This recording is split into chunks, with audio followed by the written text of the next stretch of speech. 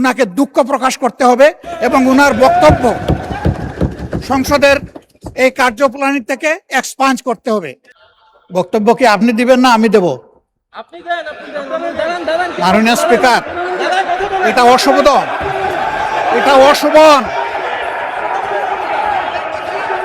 আমার বক্তব্যের সময় যদি এইভাবে কমেন্টস করা হয় তাহলে আমার এখানে দাঁড়ানোর প্রয়োজন নেই।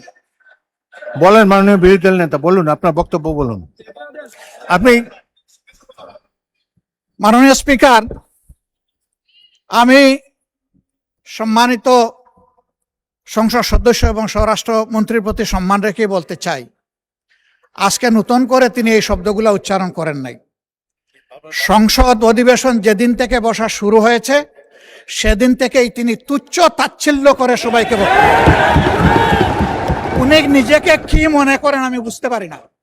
এমনকি তিনি সেই দুঃসাহস এখানে দাঁড়িয়ে তিনি দেখিয়েছেন, তিনি বলেছেন যে এই সংসদে তিনি শিক্ষকের ভূমিকা পালন করবেন।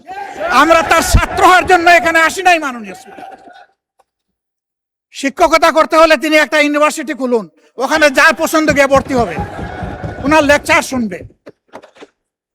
আজকে একই বক্তব্যে দুইবার উনি অ্যাটাক করে ফেললেন। আমার সঙ্গীরা তো মনে করে, আমি নিজেও মনে করি যে এইটা কালচারাল না, এইটা পার্লামেন্টারিয়ান ফ্যাসিজম, এটা হওয়া উচিত না। উনি এই পল্টন আজকে নতুন করে বলেন নাই, হিট দিয়ে কথা বলেন নাই। আজকে আমি সুস্পষ্টভাবে দায়িত্ব নিয়ে বলছি, এই পার্লামেন্টের সৌন্দর্য বিধানের জন্য উনাকে দুঃখ প্রকাশ করতে হবে এবং উনার বক্তব্য সংসদের এই কার্যপ্রণালী থেকে এক্সপাঞ্জ করতে হবে। যদি এইটুকু করে আমরা বসবো, না হইলে এখানে বসা অপমান নিয়ে আমাদের এখানে বসার কোনো প্রশ্নই উঠে না। আপনাকে ধন্যবাদ।